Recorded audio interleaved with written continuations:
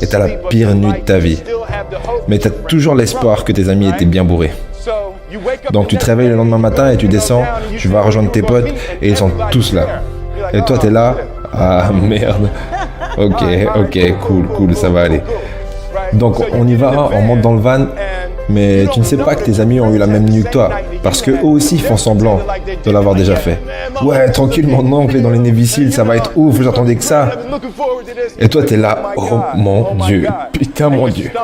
T'as l'estomac retourné, tu peux pas manger et tout, mais tu veux pas être le seul trouillard qui saute pas de cet avion.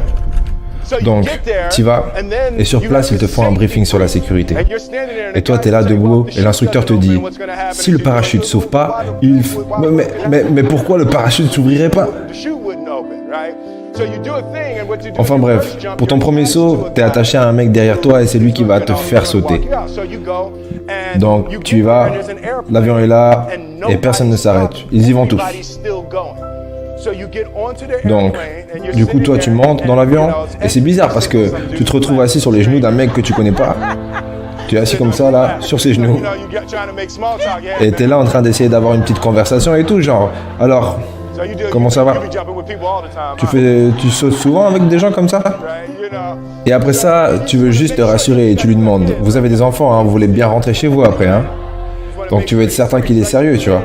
Donc, tu es là, tout est normal, vous volez, ça monte à plus de 1000 mètres et tu vois d'un coup un signal lumineux qui est rouge, jaune et vert. Et en ce moment, la lumière est rouge. Mais tu te dis bien que la lumière va bien finir par tourner au vert. Et tu te demandes qu'est-ce qui va se passer à ce moment-là. Et tu attends et ça tourne au jaune, puis la lumière devient verte. Un type ouvre la porte et c'est à ce moment que tu réalises que tu n'as jamais été dans un putain d'avion avec la porte ouverte. Oh, désolé, je suis en train de cracher. Désolé. Terrifiant. Donc, tu vas, et ensuite, tu es intelligent, donc tu t'es assis au fond. Comme ça, tu commences pas le premier, tu vois, déjà. Et tes potes, ils y vont, ils commencent tous à sauter les uns après les autres. Et tu y vas, et le gars te met sur le bord, vraiment le bord. Et tu es juste au bord et tu vois tes pieds qui sont dans le vide. Et tu regardes en bas, en direction de la mort. Et il dit à 3. Et il dit 1, 2. Et il te pousse à 2 parce que les gens s'accrochent à 3. Et toi, t'es là. Et tu tombes de l'avion. Et en une seconde, tu réalises que c'est le moment le plus magique de ta vie. Tu es en train de voler. Tu n'as pas l'impression de tomber parce que tu es comme retenu par le vent. Et après tu tombes et il n'y a absolument aucune peur.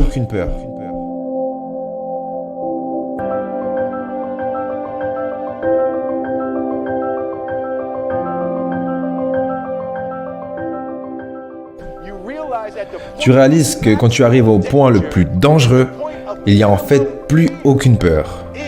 C'est magique. C'est magique. Tu voles. Tu fais ça. Et après 20 secondes, 25 secondes, 40 secondes, et tu as assez de temps pour être là comme ça. Ah, mais je la connais cette tour là-bas. Oh, c'est l'océan. Tu commences à faire tout ça et la leçon pour moi a été: pourquoi avais-tu peur dans ton lit le soir d'avant? Pourquoi avais-tu besoin de cette peur? Au pire, n'y va pas. Pourquoi tu as peur dans ton lit 16 heures avant de sauter? Pourquoi avais-tu peur dans la voiture? Pourquoi n'as-tu pas pu apprécier ton déjeuner? Pourquoi as-tu besoin de cette peur? Tu avais peur de quoi? Tu n'es même pas vers l'avion.